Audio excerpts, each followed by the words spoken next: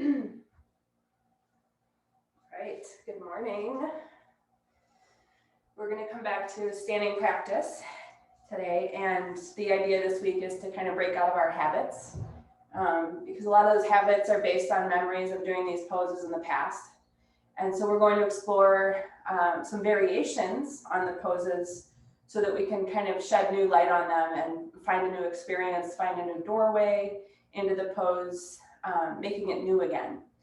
So there's a great quote out there that is, and I don't know who it came from, but don't change the poses, let the poses change you.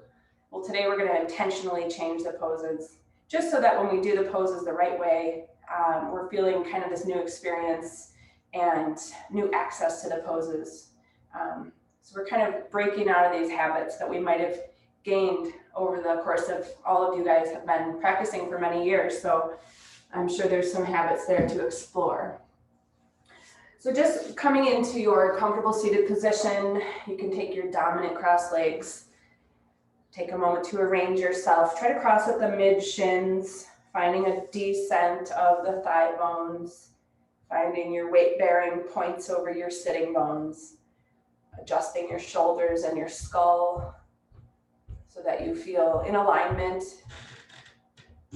Inviting the groins and hips to soften if there's any contraction there. Try to release any gripping. And then keeping all of that, try to join your hands in front of your heart with the shoulders staying back. Closing the eyes and looking away from the brain. And dropping into the witness role. Oftentimes when we're off of our mat, we are kind of dictating, directing ourselves. So just give this next hour over to being a witness. Maybe have less of an attachment to the outcome of this practice. Just be more interested in what happens.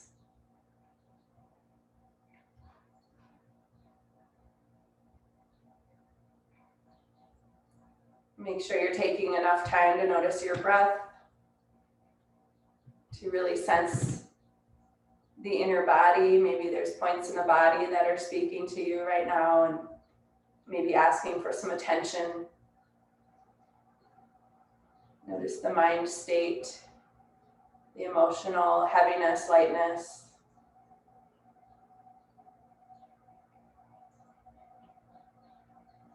And keeping your heart lifted. On an exhale, bow toward your heart. And release your hands. As you're ready, lift your head. Let your eyes gently open. And welcome.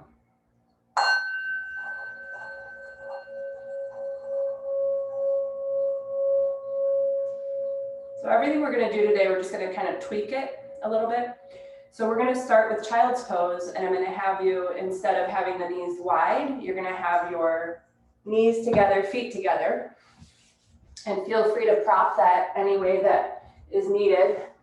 You might want to put a blanket either under your shins or between your calf muscles and your thighs. You might want to fill the gap between your buttocks and your heels. But I just want you to kind of feel this variation and maybe compare it to your memory of child's pose. And when the legs are tucked under us like this, the torso is higher from the floor, so don't expect your head to rest. Maybe it's kind of floating between the space of the arms. Just try to find a passive neck, releasing the head down. And so, of course, notice anything you do notice here. But I'm going to invite you to notice how the pressure of the legs into the front body moves the breath into the back body. And as we naturally lengthen the spine here, notice how we also feel more broadness in the back body, especially between the back ribs, maybe the sacrum, maybe the shoulder blade area.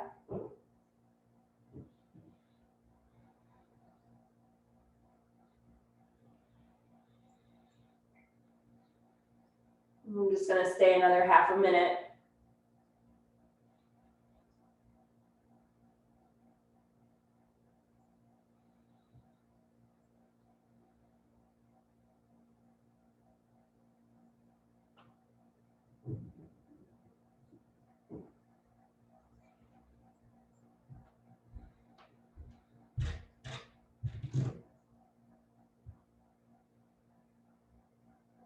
Now begin to move out of the pose into a table pose. We're going to explore downward dog now in two different ways. So the first way is a very small dog. Some people call this variation Chihuahua because it's small. But you're going to bring your knees together, feet together, just like you had for child's pose. But then join your thumbs and index fingers. So you're making kind of a little, I think it's a spade between the native space of your fingers. So your hands are kind of joined that way. And then curling your toes underneath, extend the legs. And just become interested in how this compares to your memory of downward facing dog. There's going to be probably ways that it feels harder, maybe ways that feel more free. Make sure the neck is releasing, the head is just kind of passively dangling there.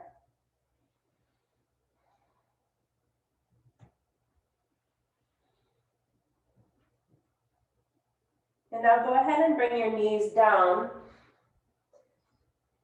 And we're going to take the hands to the edges of the mat and also the knees. And now we're going to do a big wide dog. And with your knees at the edges of the mat, also make sure your feet are lining up with your knees. So we don't want to be in child's pose position. We want our feet and knees towards the edges of the mat, same with the hands. And again, go ahead and curl the toes under, exhale, extend the legs. And there is a tendency to roll toward the outer toes here. So just rolling some weight back to your inner big toe ball mound. And again, I want you to notice whatever you do notice here as far as comparing this pose to the classical spacing of down dog. But I'll bring your attention to the broadness of the sacrum, the pelvis, the abdomen that is available here.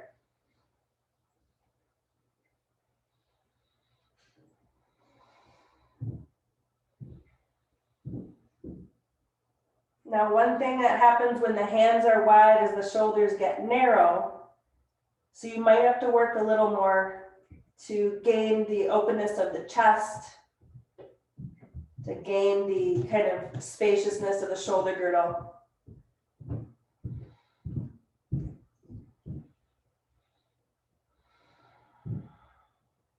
And go ahead and start to bring your feet forward. And you're just going to take a ragdoll position here to welcome the legs into kind of a nice little stretch. So soften up your knees as much as you need. Grab your elbows and just start to rock gently from side to side. Doesn't have to be a big movement, just a kind of gentle rocking, shifting of your weight from one foot to the other. And just noticing how the legs can be individually addressed here as we move from side to side.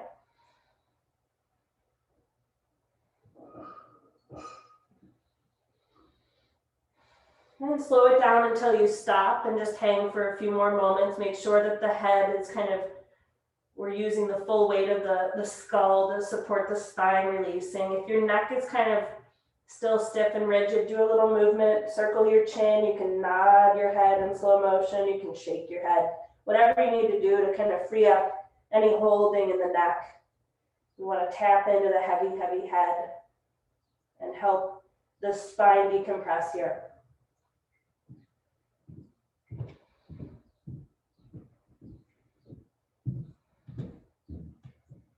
And drop your hands. You're going to come all the way up. Okay, so we're going to take a little departure from our standard mountain pose. And all you're going to do is elevate your front feet with a blanket. So this means the toes and the ball mounds are elevated. And this doesn't mean, once the feet are up there, it doesn't mean that we're trying to sink into the heels. You still want to, with effort, press down into your front feet. But I want you to notice how the pose, this variation, brings your legs into wise actions. It helps you squeeze the thigh muscles. It helps you move the kneecaps into that kind of stabilized position. Make sure your shoulders are in line with your hips. And once you feel in alignment, close your eyes, drop the shoulders, point the gaze down. And so anytime that we try something new, there's a little bit of an unfamiliar barrier, which kind of goes away when we practice our poses over and over again in the same way. And this barrier, this unfamiliar barrier, is an opportunity to really get nice and present. It forces us to really be in the moment, to start to negotiate the weight transference of the feet, to apply different techniques to stabilize, to sense this pose in a very new way.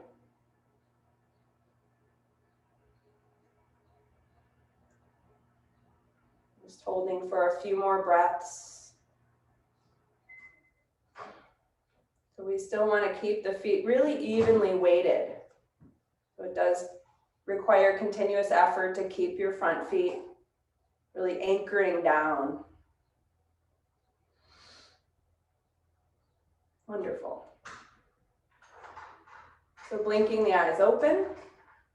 We're going to do the same setup here that we have, but you might need your blocks because we're going to do Uttanasana, the standing forward bend, with elevated front feet and with hand support. So if you know your hands are not going to make it to the floor, put your blocks in front of you.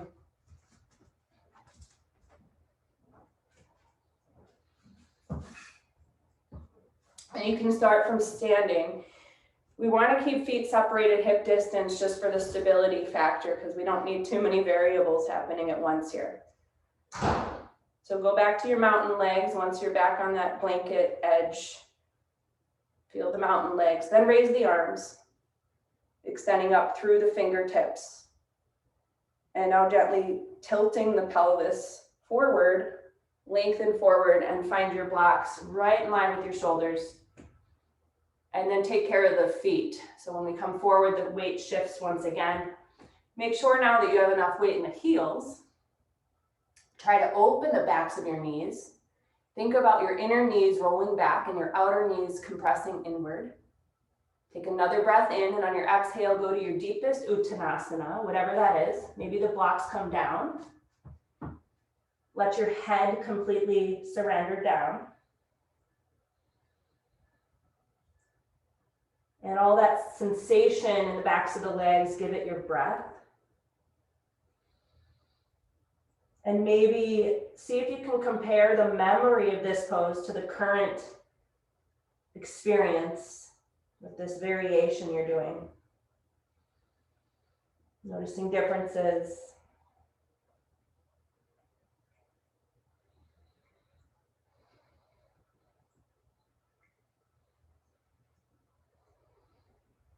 And on an in-breath, you can look forward, step your feet off that blanket, just step them back, and then help yourself come up to standing.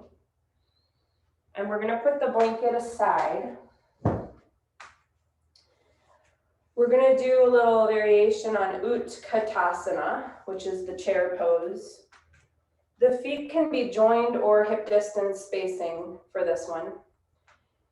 And now, typically when we come into the pose, I want you guys just to take your arms up and exhale, come into Utkatasana, and just observe what your torso did. Good, now come back up. Do it again, and I want you to notice what your torso does. Come back to Utkatasana. Okay, come back up. I want you to do it one more time. Coming into that imaginary chair on exhale, torso. Good, inhale, come up. So release your arms. Our job now is going to be to stabilize the torso in an upright position. So in the Iyengar tradition, this pose, the torso remains upright. In other traditions, you see the torso really over the floor. But I think this is interesting. So it's going to be a limiting factor. You won't be able to go as deep with your legs. So let your objective be to keep your torso exactly upright. So go ahead and reach the arms up. Inhale, exhale. See what needs to happen to keep that torso really upright. Hold for 5 breaths. Tailbone moves in. Don't let your eyes bug out of your head. Gently contract your pelvic floor, welcoming the heat, inviting deeper breath. Wonderful. Inhale, come out of it. And now exhale, release your arms. Good. Holding mountain here, feet together or separate. Drop into your breath. Wonderful. Okay, so we're gonna come into a variation on triangle pose. And because we're working now, Monday was kind of about the upper body changes. Today's more about the lower body changes. Because we're working with lower body variations, we're not gonna do jump outs. So put your block to your right. I just want us to be safe. So I have a 4-inch block, which is a little bit high for this, but try to work with, so if that feels high, if whatever you're working with feels too high to prop your front right foot, you might substitute a blanket or something that's more forgiving, like a soft prop. And you're gonna step into your wide stance for triangle pose.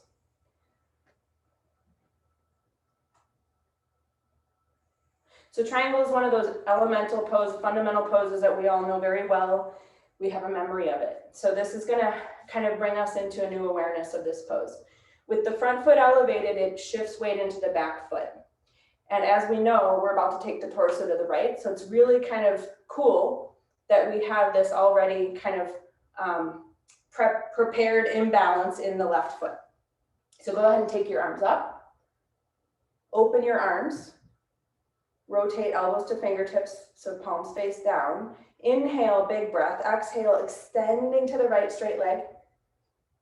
Take your hand onto your thigh, your whatever it reaches. Left hand can come onto the left hip. Really drop a deep tap root into that left heel, into the floor, way down underneath you. Keep extending your right toes out. Follow that trajectory of the toes out. Extend through the toes. 3 breaths.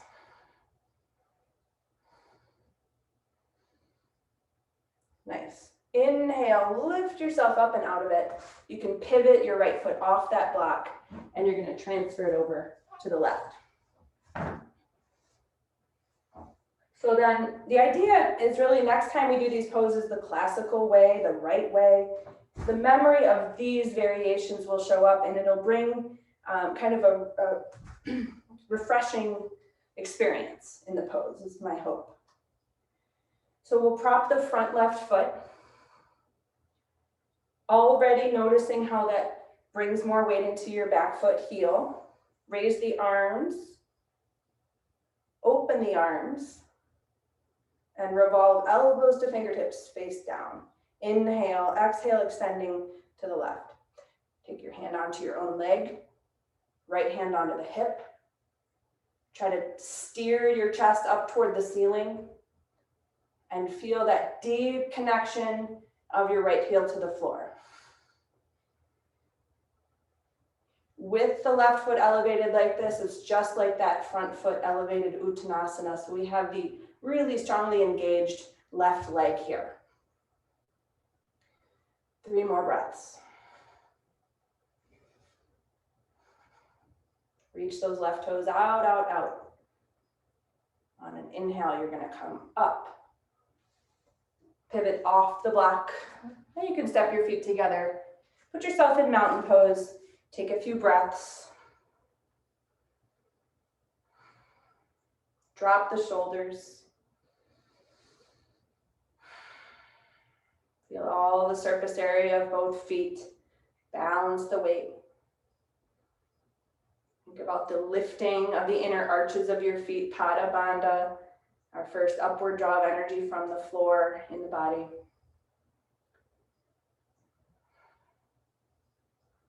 Good. Okay, so now we're going to come into Warrior Two. I have 2 variations for you. Don't need blocks. The first variation, so you can step wide with right foot out, left toes slightly turned in.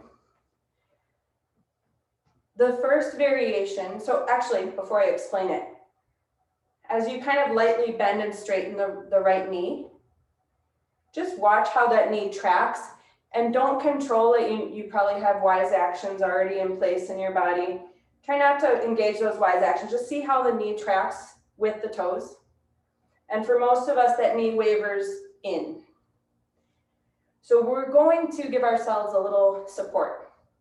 Turn your right toes out 45 degrees, which automatically encourages our knee to track out.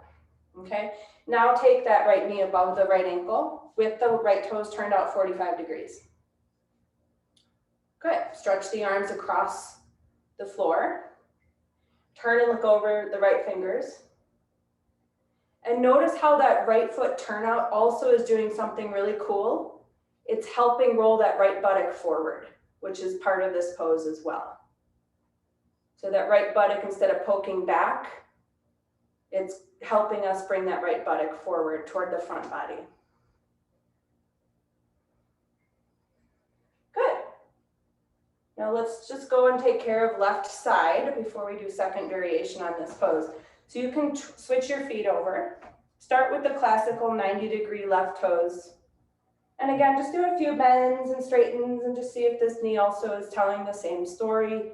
If it's tracking in, wobbling around, kind of meandering, that's what it does. And then go ahead and turn those left toes out toward the corner of your mat. Yeah, that looks good. And then taking the knee bend. Wonderful. Then extending the arms. And then gazing softly over left fingers. And feeling how that knee now is really aligning with the toes and the left buttock is kind of rolling under towards the front body. Good. All right. We'll go ahead and leave the pose, straighten the leg. Good. Second variation. So there's another phenomenon in this pose. We never can quite get the level hips here because of our own anatomy. So what I want you to do is take your right foot towards the top edge of the mat, the left foot towards the back edge of the mat. Okay, so we're no longer heel to arch line up. Your left foot is farther back, your right foot is farther forward. For this version, I want your right toes just 90. So we're not doing that turnout. That's a whole different experience, okay? Make sense? Okay, so put the right knee above the right ankle. Turning your torso to the left so that you're square. And notice how there's a little more freedom in the pelvis, the sacrum. I hope you notice. There's a little more openness in the left groin. It doesn't feel as stuck to get the hips level. Hopefully you're getting a little taste of that. Extend the arms. And see if you can go back to that memory of what you just did with the toe turnout. And sometimes just that living memory puts us in that alignment. You guys look amazing, by the way. Amazing poses. I can see the broadness in the pose. You're not as congested in the pelvic region. Good. And go ahead and release. Safely find your way to left side. So the left foot is going to be more forward, right foot more towards the back edge. Just a 90-degree toe alignment with the heel directly to the left. You can take the knee bend. Still rotating, inviting the torso to rotate right just to get yourself a little more squared up. Extend the arms. Really draw down the outer right foot, lift the inner right arch. Look over those left fingers. And welcoming a little more spaciousness to that right pelvis, the right groin, maybe even the right lower back, maybe even all the way to the right inner thigh. Wonderful. Nice work. Go ahead and straighten the leg, help yourself out of it, and then joining the feet or keeping hip distance. holding your mountain pose, driving a little bit of additional weight into your heels, and maybe just lightly picking your toes up from the floor, kind of simulating the experience when we propped the front feet. So putting our legs in that kind of strongly engaged, firm position.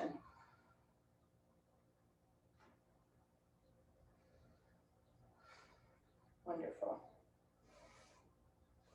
Okay. So we're going to come into the side angle pose. We usually have either the arm resting on the thigh or the hand propped outside the foot. Today we're going to prop the hand on a block inside the front leg, which will be the right leg for the first one. And this is a variation you might know, but it's a great reminder of, well, we'll talk about it when we get there. So step yourself wide. You want to bend that right knee and just come into your square shape, whatever that is for you. Ideally, one day you have the right thigh level with the floor, the right knee above the ankle. Okay, the block will be right to the inner shin, inner ankle. Good. Raise the arms, open the arms, just like triangle. Rotate elbows to fingertips. Big inhale. Exhale, extending to your right and placing your hand on that block. Left hand can come to the hip.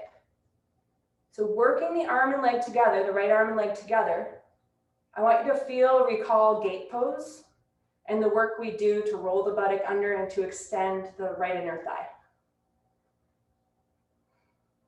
We're not worried about the upper body today. I'm just trying to give you a lower body experience for side angle pose. Keep rolling the right buttock under, rolling the left hip crest back. Take your head slightly farther back. And try to soften into your right hip space. Oftentimes there's a little resistance there, limitation holding back. See what happens when you soften into the right hip space. You might go a little deeper, a little lower. You also might not.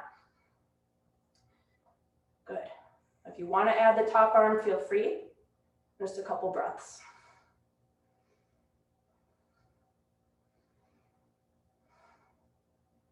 Nice. Inhale, you're going to help yourself gently transition up and out of it.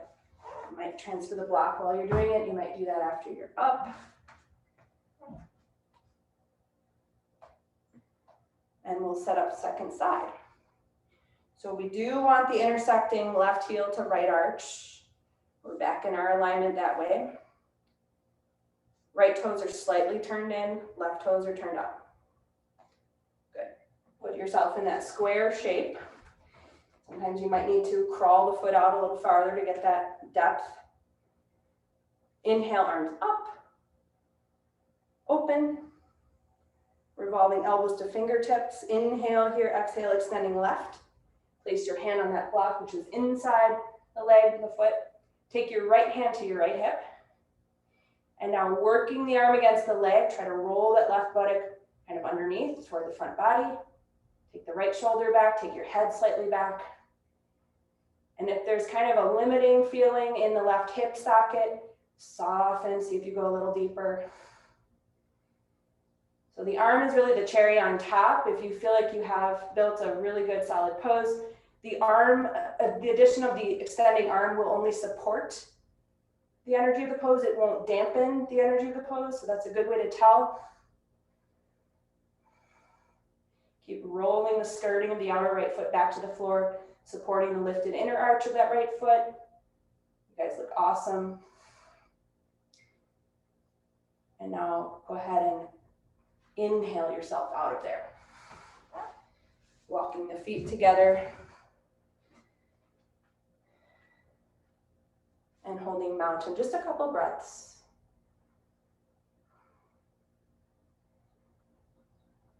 So we're creating new memories in the body for very well-known poses. It's like we're learning new sides of these poses' personalities, new facets, new things to talk about in the conversation with the pose.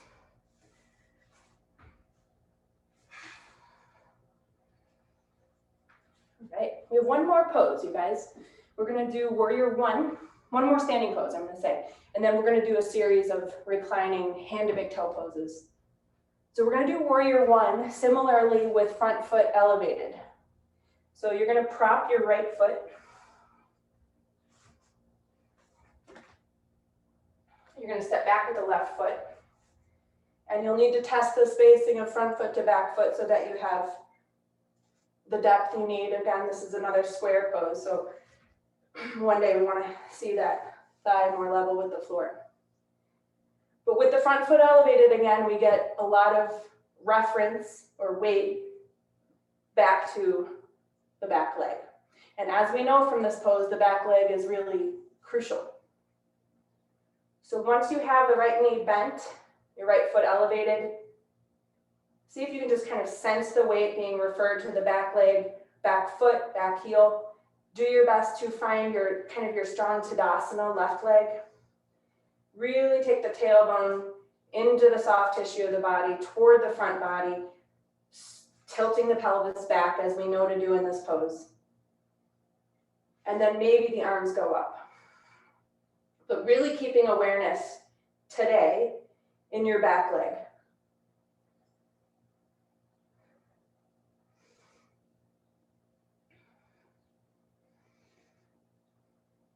And on an in-breath, start to help yourself out of the pose. Any way that feels safe, you can just transition. You can keep facing that side. You're facing, just stepping left foot, front foot onto your block. Or whatever you're working with, might be a blanket.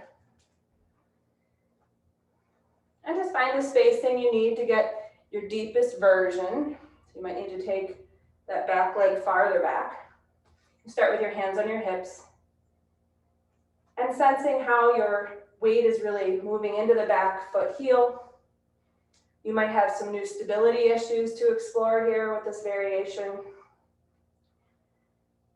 Lots of attention and focus on this right leg, the hip flexor, the extension, meaning how straight the leg is, the heel, even if it's not deep into the floor, directing it toward the floor, the pelvic tilt, of course, tipping the pelvis back. And then maybe the arms go up, maybe they don't.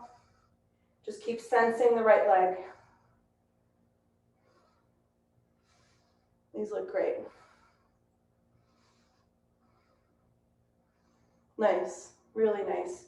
Inhale safely, help yourself straighten the leg, pivot off the block, and put yourself in wide standing forward bend as our last standing pose before we come down to reclining poses. So you can come right into it. Make sure the big toes are on a line, that the toes are in front of the heels. You might rest on the hands, you might use your blocks. And again, encourage the weight of the head to really settle toward the floor.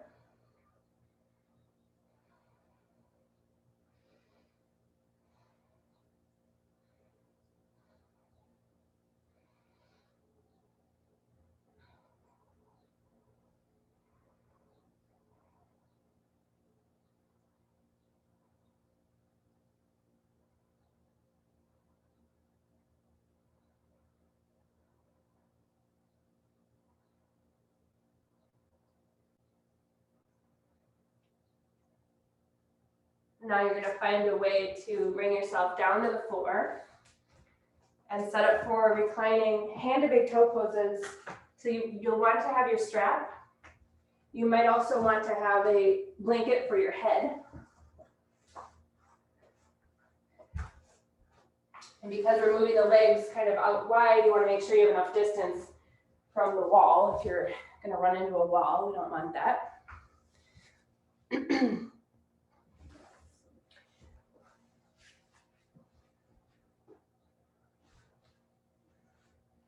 And we're going to work for today, we're going to work with our strap in a small loop. And it can be a passable loop. It doesn't need to be a fixed loop. So just kind of floss your strap so there's no twists and turns. And then feed the tail through the rings, if that's the kind of strap you have, creating a small loop. We're going to be taking the loop onto the right foot to begin with.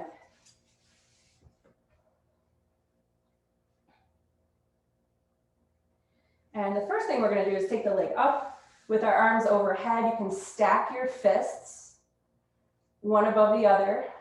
You want to kind of walk the hands toward the foot as much as you can, so there's a tautness to the strap. And then once you have that, you can extend the left leg. So we're going to kind of work with the strap in a way that we can use our own body weight to kind of leverage. First of all, straighten out your left leg. Remember, these are standing poses. We oftentimes teach them and practice them reclining because it's sometimes a better way to learn the poses. So the left leg, remember, is your standing leg. So you need to have a leg that would support you if you were standing up, meaning the toes are above the heel. The leg is firm like a Tadasana leg. There's minimal gapping behind the knee and ankle. And your right leg should be straight, and that might mean it has to back away from the trunk. Even though we're trying to draw the leg closer to the torso, I want you to compact the leg, front thigh to back thigh, front shin to back shin, as you draw it closer.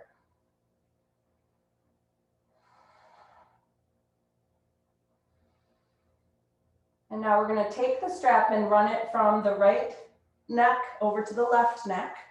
So underneath your neck.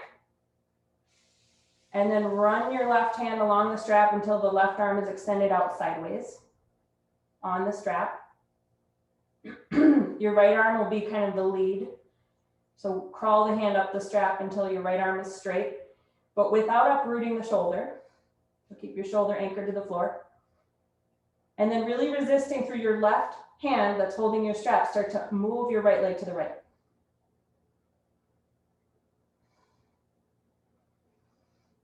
Making this really more about the left side staying anchored to the floor than about how far that right leg goes.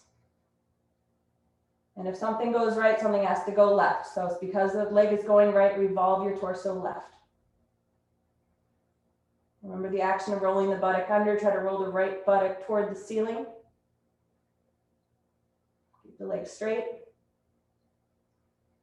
Give it some breath. Check on your left leg, make sure it's a leg that would support you if you were standing. And it didn't fall asleep. And now go ahead and guide your leg back to center. When the leg is above, you're going to take the strap and now run it the other direction. So you have to run it starting from the left side, under the neck, over to the right.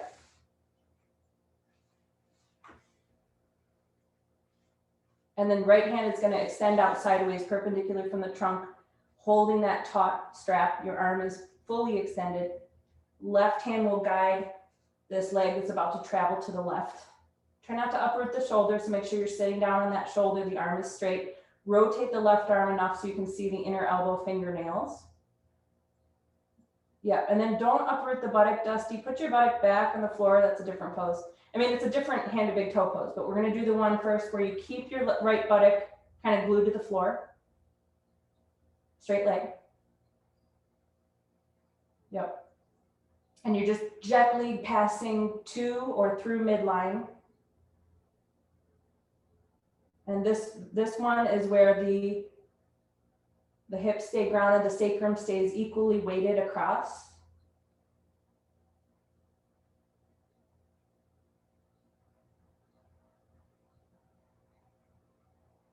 And now let that leg fall completely left. You're going to stack right hip above left hip. You're going to let left leg roll out so left toes point to the left. Keep extending, resisting through right arm. And maybe roll the head to look up to the ceiling or to look over to the right.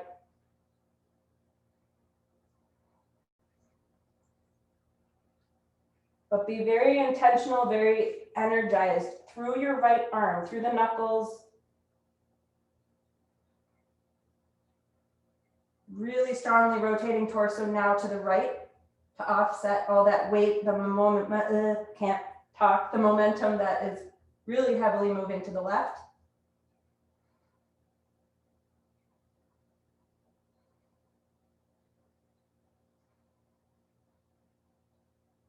Wonderful. And now gently guiding yourself back onto your back. And now I'm going to have you stack your fists one above the other, doesn't matter which is on top. So you're really close to the foot. And if you're able to grab your foot directly, do that.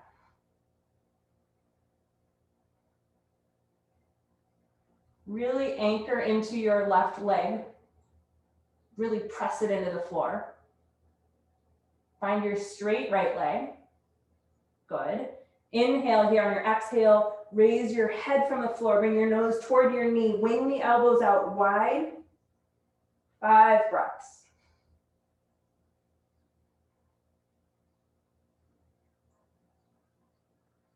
Finishing that last exhale, release the head down. Bend your right knee. With your left hand, grab the right ankle from underneath. Slide your right hand along the strap until you have enough room to take your right forearm behind your head.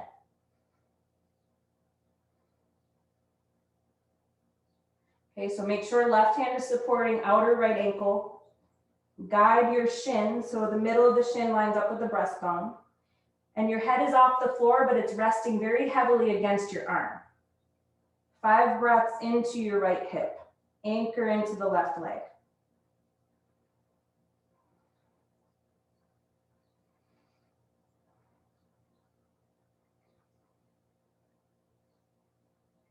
And now sit forward enough. You can bring your head back to the floor, unhook the arm, shoot the leg up, and just make sure to straighten the leg for a couple breaths.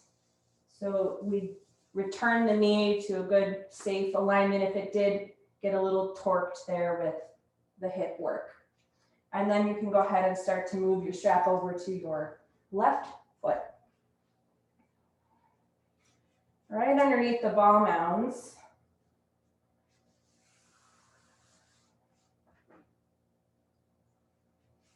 And so we want to find the straight leg. In this first one, we're taking the arms above, stacking the fists.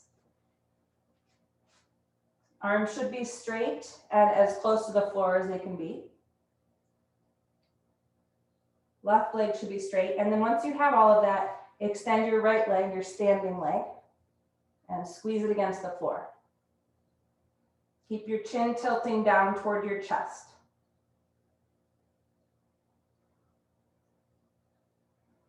Resisting the leg away from the arms.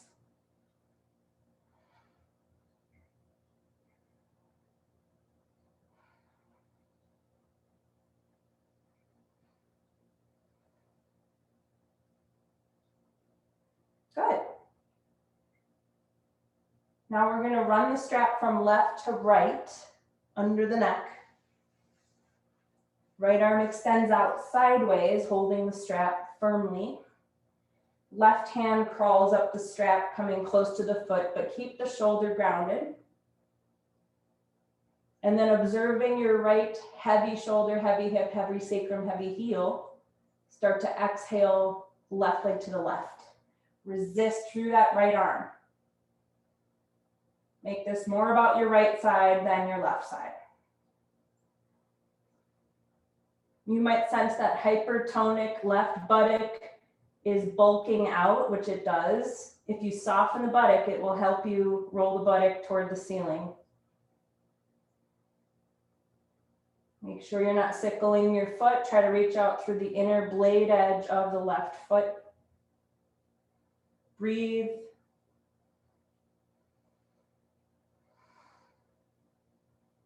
You guys are gonna feel so good today after this, promise. Although it looks like Dusty's cramping. Good.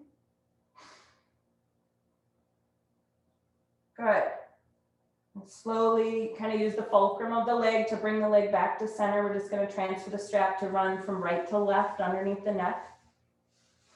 And this first one, we don't want to uproot the left buttock. So once you're set up with that left arm reaching out sideways, holding the strap, the right hand toward the foot on that strap, straighten the leg. Keep your right toes pointing straight up, and on an exhale, gently move that left leg to the right. but directing the flesh of that left buttock back toward the floor, creating resistance that way. This one, you usually don't need to move the leg very far to feel a very significant stretch. Give it some breath.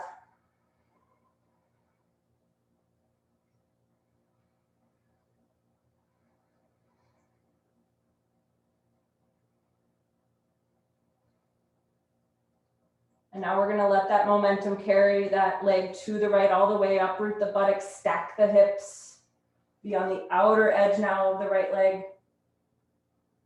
Keep strongly resisting through that left hand, rolling your torso from right to left, rolling your head toward the left.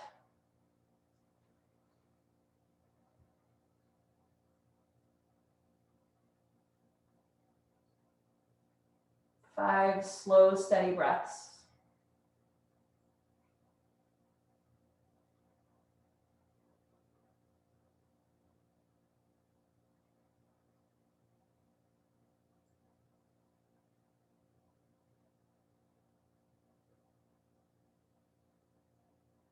And help yourself move back to center. Now we're going to stack the fists one above the other as close to the foot as you can.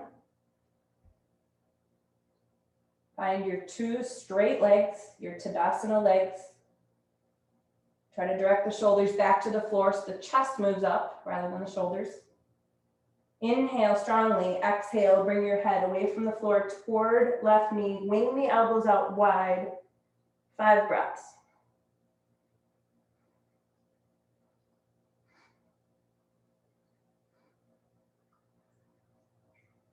After that 5th breath, release the head. Keep your left hand on your strap. Bend your knee. Right hand supports the outer left ankle. And then letting enough space from your hand to the foot free that you can take left forearm behind your head. You want to be sitting back with your head against the arm, your head off the floor, your arm off the floor. Move your shin toward midline just to bring the center of the shin closer to the breastbone. 5 breaths into the left hip.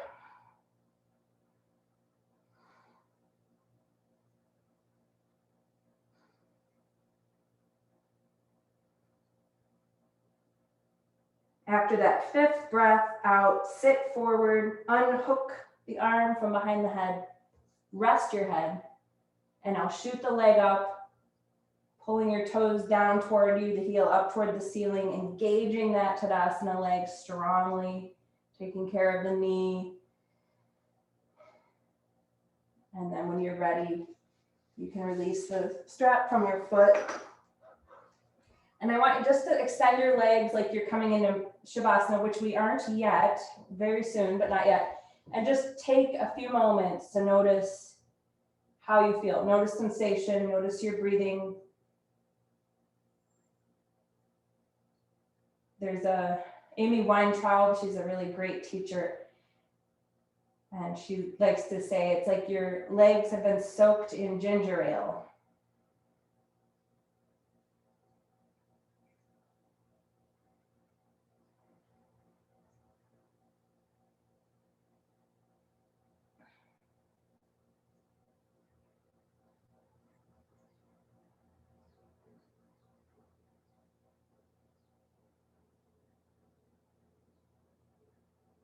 So we're gonna now bend your knees. I'm gonna take you into a variation on Baddha Konasana, reclining bound angle. So Supta Baddha Konasana. So begin like you're going into bridge, but your feet are together. And you're gonna walk your heels in as close as they go.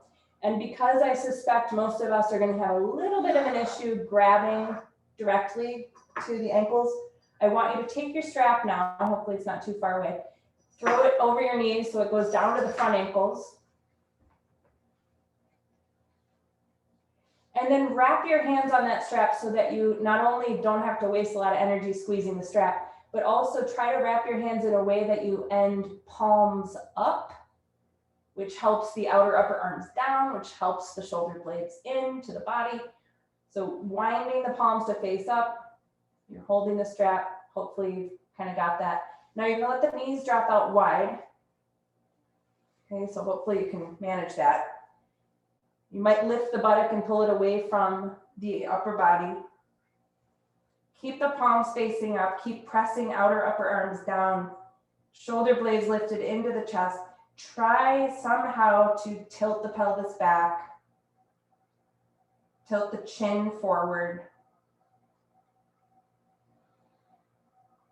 Keep your eyes pointing down, away from your brain. Notice the buttocks here again. If they're bulking out, you're going to shorten your low back that way. We don't want that. Soften the buttocks. Take the tailbone toward the ceiling. Try to move the small of the back toward the floor. It's kind of a lot to orchestrate, but actually that's the whole point, is to keep the mind occupied so that we're present. If we just do our poses based on memory, we are phoning it in. We are not really present. Soft belly breaths. Freedom in the groins.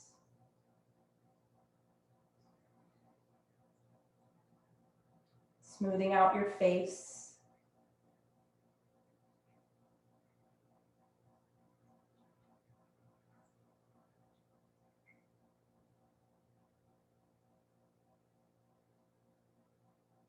Slowly begin to join the knees again. You can move your strap aside. Draw your legs in toward your body, reclining child. And you might prefer to hold the shins. You might prefer to hold behind the thighs, doesn't matter. Hug the legs in with knees close together. Tilt the chin forward. Think about the spine as one single curve. And however close the thighs are right now, attempt to keep them as close to the trunk as they are as you widen the knees. The knees come out as wide as they go.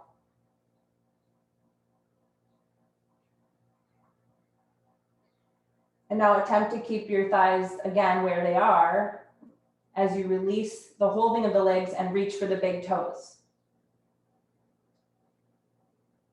And it might be the ankles if the big toes are inaccessible.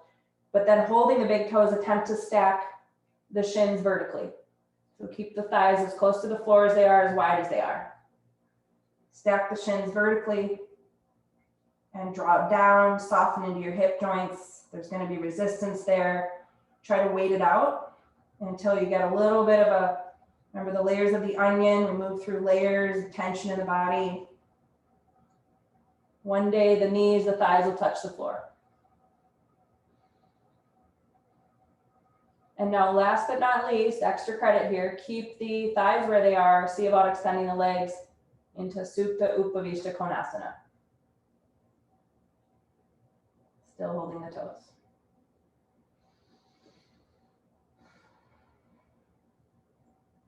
And you might start to fold the legs in and just rock a little bit side to side, massaging your sacrum, still holding the toes.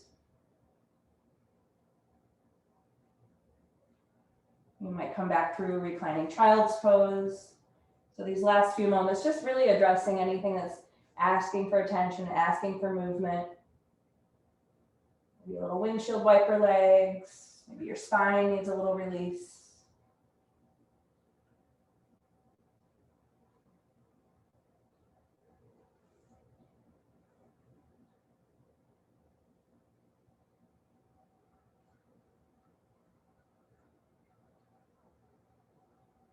And try to sense when you feel ready to come into Shavasana and all those little nagging, potential nagging areas of your body are satisfied. And then you can start to set up for final resting pose. Like a 3 to 4 minute pose today.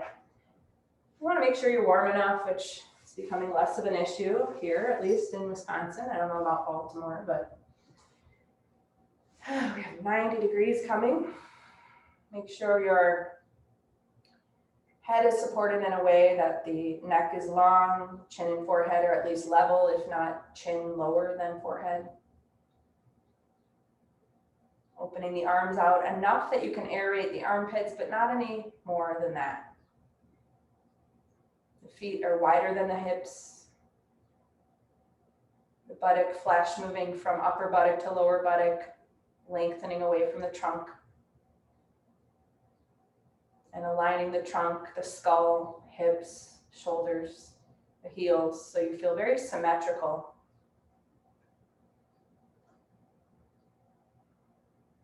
Once you've aligned yourself in Shavasana,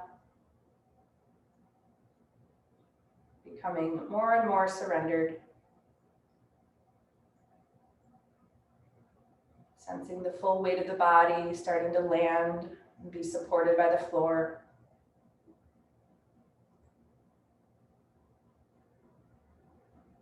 And try not to end where the floor begins. Imagine that you're just letting little roots come out of your back body into the floor.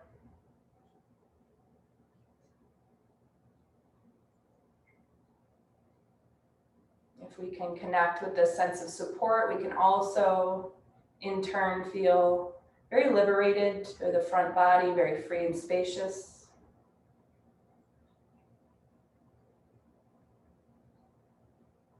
Breath coming and going with ease. Contraction leaving the flesh, the face, the jaw.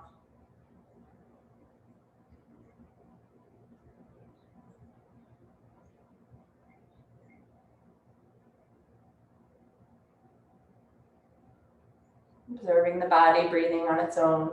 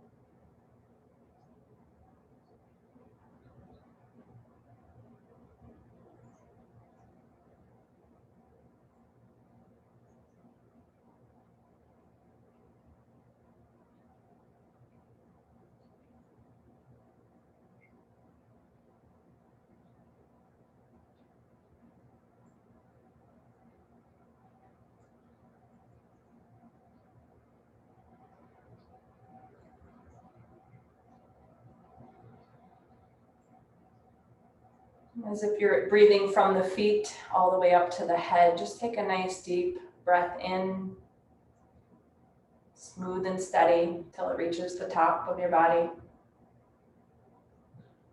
And then a slow, steady release of the exhale until it comes back out through the feet.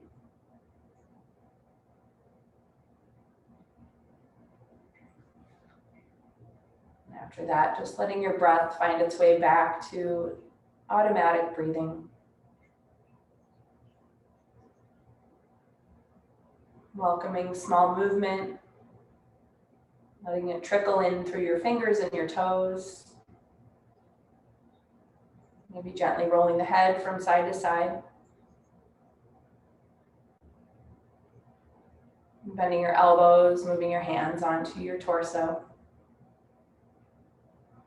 Bending your knees one by one.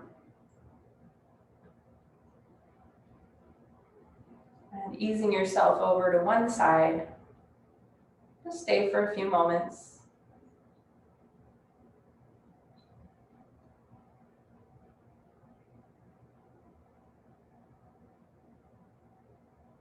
Using the support of the floor through the hands by pressing down. Help yourself to come up to seated.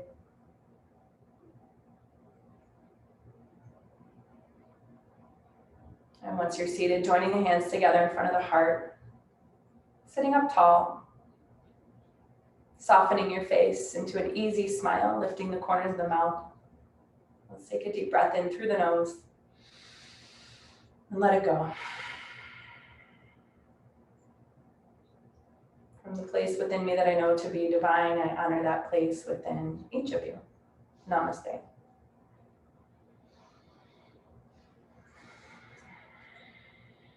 All